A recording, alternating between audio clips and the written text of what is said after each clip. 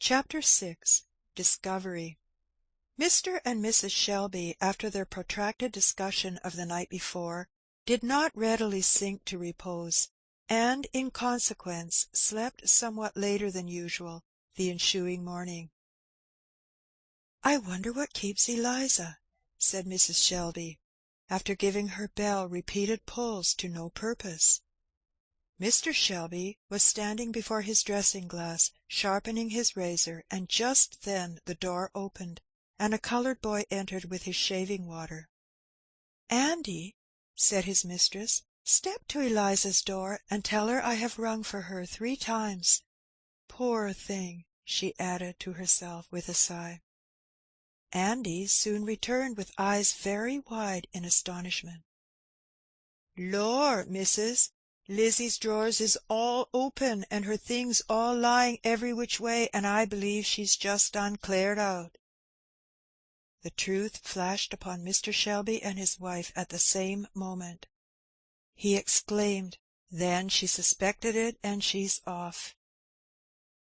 "The Lord be thanked," said Mrs. Shelby. "I trust she is." "Wife, you talk like a fool. Really, it will be something pretty awkward for me if she is. Haley saw that I hesitated about selling this child, and he'll think I connived at it to get him out of the way. It touches my honour." And Mr. Shelby left the room hastily. There was great running and ejaculating, and opening and shutting of doors, and appearance of faces in all shades of colour in different places, for about a quarter of an hour. One person only who might have shed some light on the matter was entirely silent, and that was the head cook, Aunt Chloe. Silently, and with a heavy cloud settled down over her once joyous face, she proceeded making out her breakfast biscuits, as if she heard and saw nothing of the excitement around her. Very soon about a dozen young imps were roosting like so many crows on the verandah railings, each one determined to be the first one to apprise the strange massa of his ill luck. "He'll be real mad, I'll be bound," said Andy. "Won't he swar!" said little black Jake. "Yes, for he does swar," said woolly-headed Mandy. "I hearn him yesterday at dinner. I hearn all about it then, 'cause I got into the closet where missus keeps the great jugs, and I hearn every word." And Mandy, who never in her life thought of the meaning of a word she had heard more than a black cat, now took airs of superior wisdom, and strutted about, forgetting to state that, though actually coiled up among the jugs at the time specified, she had been fast asleep all the time. When at last Haley appeared, booted and spurred, he was saluted with the bad tidings on every hand. The young imps on the verandah were not disappointed in their hope of hearing him swar, which he did with a fluency and fervency which delighted them all amazingly, as they ducked and dodged hither and thither to be out of the reach of his riding-whip, and all whooping off together they tumbled in a pile of immeasurable giggle on the withered turf under the verandah, where they kicked up their heels and shouted to their full satisfaction. "If I had the little devils," muttered Haley between his teeth. "But you ain't got 'em, though," said Andy, with a triumphant flourish, and making a string of indescribable mouths at the unfortunate trader's back when he was fairly beyond hearing. "I say now, Shelby, this yere's a most extraordinary business," said Haley, as he abruptly entered the parlour. "It seems that gal's off with her young un." "Mr. Haley, Mrs. Shelby is present," said Mr. Shelby. "I beg your pardon, ma'am," said Haley, bowing slightly with a still lowering brow, "but I still say, as I said before, this yere's a singular report. Is it true, sir?"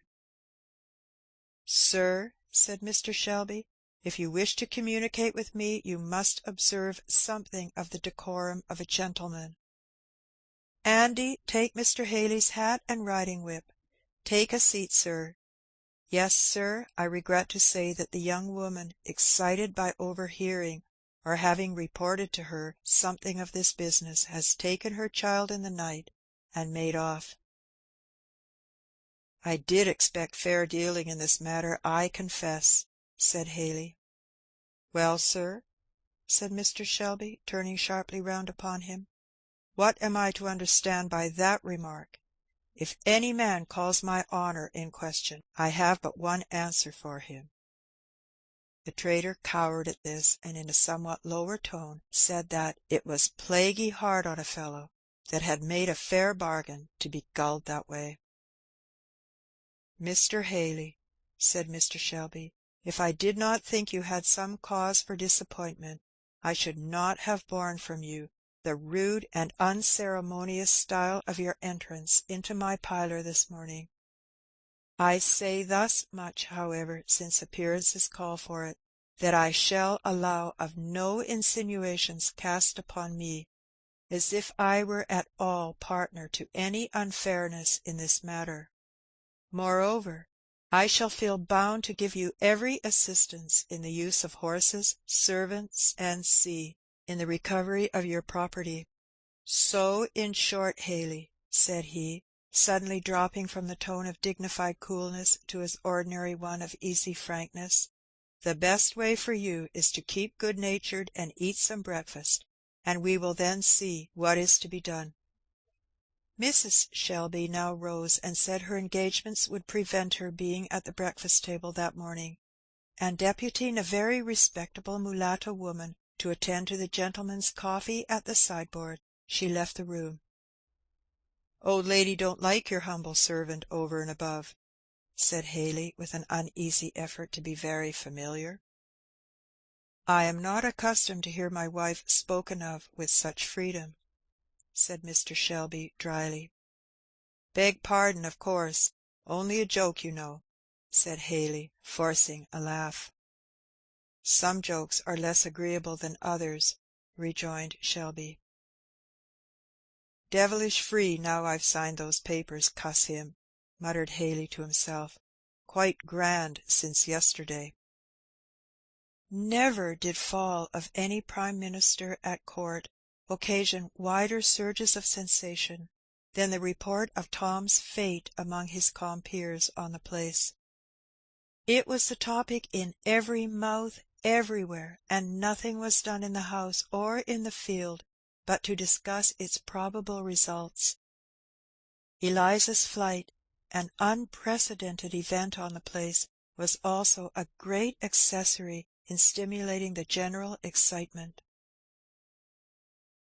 Black Sam, as he was commonly called, from his being about 3 shades blacker than any other son of ebony on the place, was revolving the matter profoundly in all its phases and bearings, with a comprehensiveness of vision and a strict look-out to his own personal well-being that would have done credit to any white patriot in Washington. "It's an ill wind dat blow nowhar, dat are a fact," said Sam, sententiously, giving an additional hoist to his pantaloons, and adroitly substituting a long nail in place of a missing suspender button, with which effort of mechanical genius he seemed highly delighted. "Yes, it's an ill wind blows nowhar," he repeated. "Now, dar, Tom's down. Well, course dere's room for some nigger to be up, and why not dis nigger? Dat's de idea. Tom a ridin' round de country, boots blacked, pass in his pocket, all grand as coffee.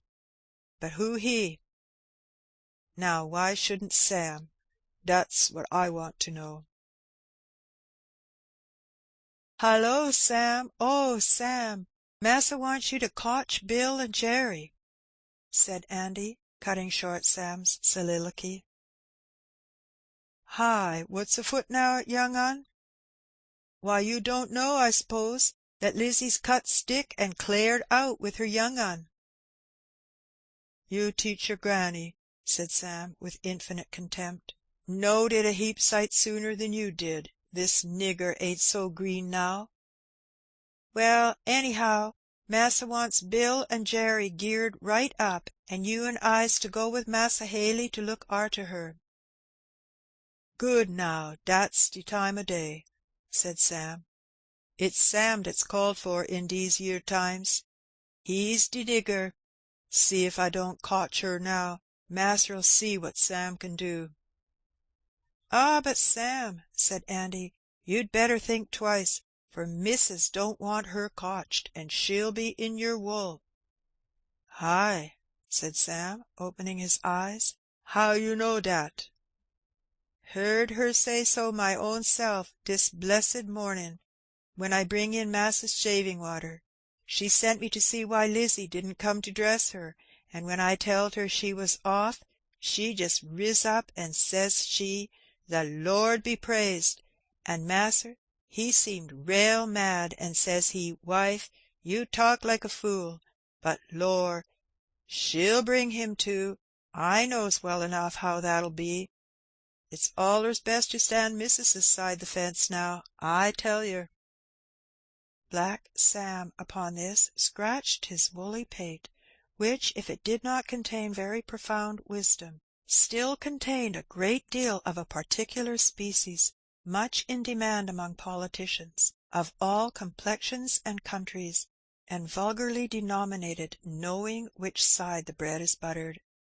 So, stopping with grave consideration, he again gave a hitch to his pantaloons, which was his regularly organized method of assisting his mental perplexities.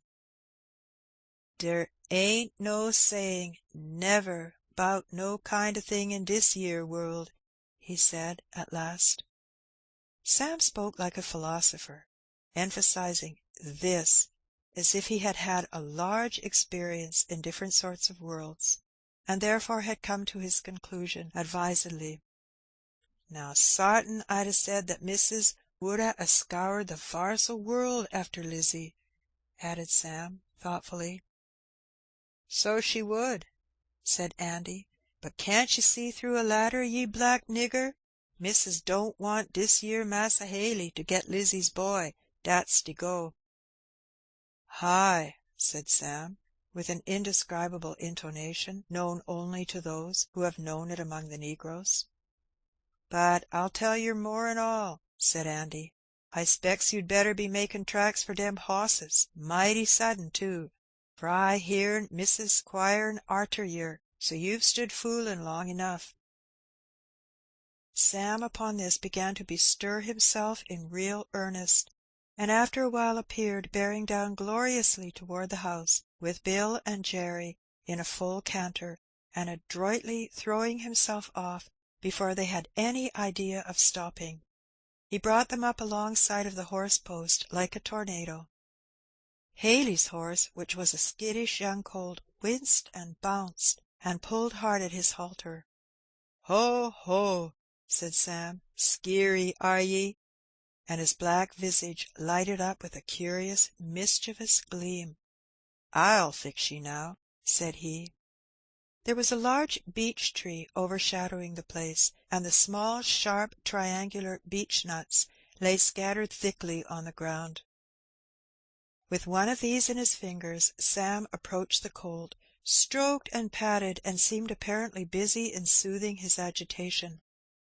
On pretence of adjusting the saddle, he adroitly slipped under it the sharp little nut in such a manner that the least weight brought upon the saddle would annoy the nervous sensibilities of the animal without leaving any perceptible graze or wound.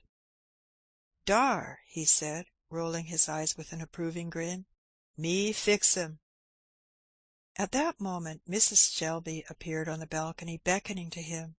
Sam approached with as good a determination to pay court as did ever suitor after a vacant place at St. James's or Washington. "Why have you been loitering so, Sam? I sent Andy to tell you to hurry." "Lord bless you, missus," said Sam, "horses won't be cotched all in a minute. They done cleared out way down to the south pasture, and the Lord knows where."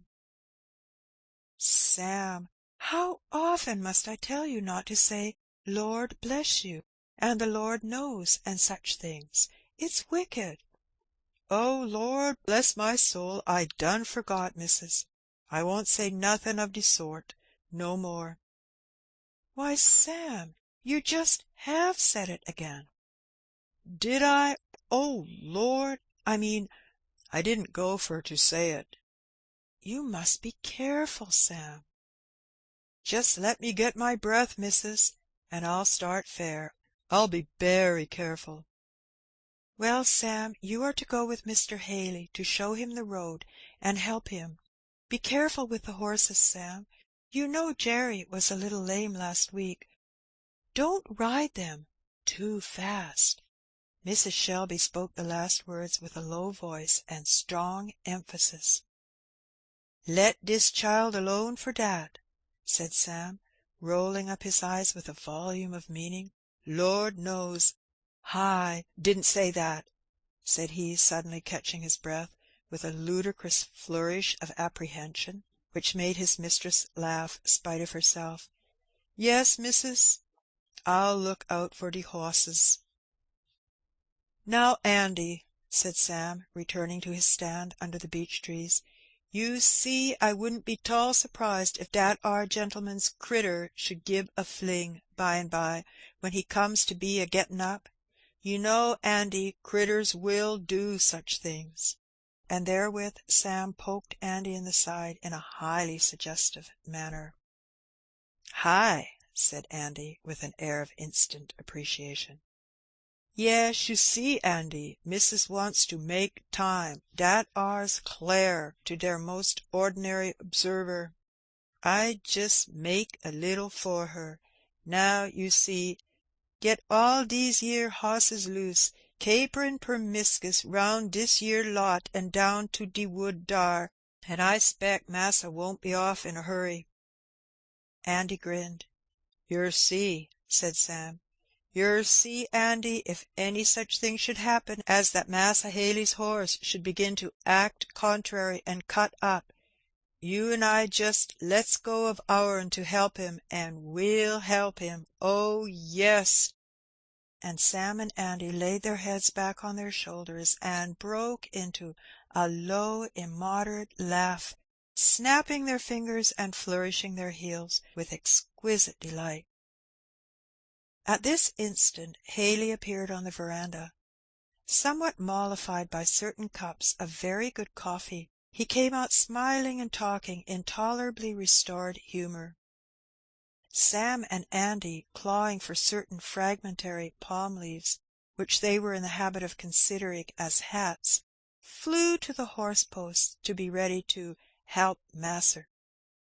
Sam's palm leaf had been ingeniously disentangled from all pretensions to braid as respects its brim, and the slivers, starting apart and standing upright, gave it a blazing air of freedom and defiance, quite equal to that of any Fiji chief, while the whole brim of Andy's being departed bodily, he rapped the crown on his head with a dexterous thump, and looked about well pleased, as if to say, "Who says I haven't got a hat?" "Well, boys," said Haley, "look alive now, we must lose no time." "Not a bit of him, masser," said Sam, putting Haley's rein in his hand and holding his stirrup, while Andy was untying the other two horses. The instant Haley touched the saddle, the meddlesome creature bounded from the earth with a sudden spring that threw his master sprawling some feet off on the soft dry turf. Sam, with frantic ejaculations, made a dive at the reins, but only succeeded in brushing the blazing palm leaf aforenamed into the horse's eyes, which by no means tended to allay the confusion of his nerves. So with great vehemence he overturned Sam, and giving 2 or 3 contemptuous snorts, flourished his heels vigorously in the air, and was soon prancing away towards the lower end of the lawn, followed by Bill and Jerry, whom Andy had not failed to let loose, according to contract, speeding them off with various direful ejaculations. And now ensued a miscellaneous scene of confusion. Sam and Andy ran and shouted, Dogs barked here and there, and Mike, Mose, Mandy, Fanny, and all the smaller specimens on the place, both male and female, raced, clapped hands, whooped and shouted with outrageous officiousness and untiring zeal. Haley's horse, which was a white one, and very fleet and spirited, appeared to enter into the spirit of the scene with great gusto, and having for his coursing ground a lawn of nearly half a mile in extent, gently sloping down on every side into indefinite woodland, he appeared to take infinite delight in seeing how near he could allow his pursuers to approach him, and then, when within a hand's breadth, whisk off with a start and a snort, like a mischievous beast as he was, and career far down into some alley of the woodlot. Nothing was further from Sam's mind than to have any one of the troop taken until such season as should seem to him most befitting, and the exertions that he made were certainly most heroic.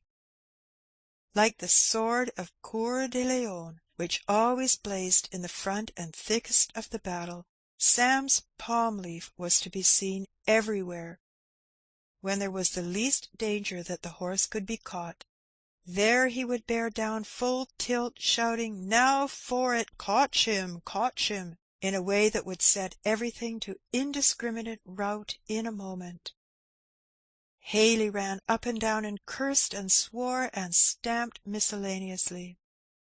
Mr. Shelby in vain tried to shout directions from the balcony, and Mrs. Shelby from her chamber window alternately laughed and wondered, not without some inkling of what lay at the bottom of all this confusion. At last, about 12 o'clock, Sam appeared triumphant, mounted on Jerry, with Haley's horse by his side, reeking with sweat, and with flashing eyes and dilated nostrils, showing that the spirit of freedom had not yet entirely subsided. "He's cotched," he exclaimed triumphantly. "If it hadn't been for me, they might have bust themselves all on him, but I cotched him." "You," growled Haley, in no amiable mood. "If it hadn't been for you, this never would have happened." "Lord bless us, masser," said Sam, in a tone of the deepest concern, "and me that has been racing and chasing till the sweat just pours off me." "Well, well," said Haley, "you've lost me near 3 hours with your cursed nonsense. Now let's be off and have no more fooling." "Why, masser," said Sam, in a deprecating tone, "I believe you mean to kill us all clear, horses and all. Here we are, all just ready to drop down, and the critters all in a reek of sweat. Why, masser won't think of starting off now till arter dinner. Masser's hoss wants rubbin' down. See how he splashed hisself, and Jerry limps too. Don't think missus would be willin' to have us start this yere way, nohow. Lord bless you, masser, we can ketch up if we do stop. Lizzie never was no great of a walker." Mrs. Shelby, who, greatly to her amusement, had overheard this conversation from the verandah, now resolved to do her part. She came forward, and, courteously expressing her concern for Haley's accident, pressed him to stay for dinner, saying that the cook should bring it on the table immediately. Thus, all things considered, Haley, with rather an equivocal grace, proceeded to the parlour, while Sam, rolling his eyes after him with unutterable meaning, proceeded gravely with the horses to the stable yard. "Did yer see him, Andy? Did yer see him?" said Sam, when he had got fairly beyond the shelter of the barn, and fastened the horse to a post. "Oh, lor, if it warn't as good as a meetin' now to see him a dancin' and kickin' and swearin' at us. Didn't I hear him? Swar away, old fellow, says I to myself. Will yer have your horse now, or wait till you cotch him, says I. Lor, Andy, I think I can see him now." And Sam and Andy leaned up against the barn and laughed to their hearts' content. Yer oughter see how mad he looked when I brought the hoss up. Lord, he'd a killed me if he durst to, and there I was a-standin' as innercent and as humble." "Lor, I seed him," said Andy. "Ain't you an old hoss, Sam?" "Rather specks I am," said Sam. "Did yer see missus upstairs at the winder? I seed her laughin'."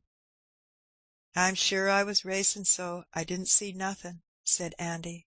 "Well, yer see," said Sam, proceeding gravely to wash down Haley's pony, "I's 'quired what you may call a habit of bobservation, Andy. It's a very 'portant habit, Andy, and I commend yer to be cultivatin' it now you're young. Hist up that hind foot, Andy. Yer see, Andy, it's bobservation makes all the difference in niggers. Didn't I say which way the wind blew dis yer morning? Didn't I see what missus wanted, though she never let on? Dat ar's bobservation, Andy. I specks it's what you may call a faculty.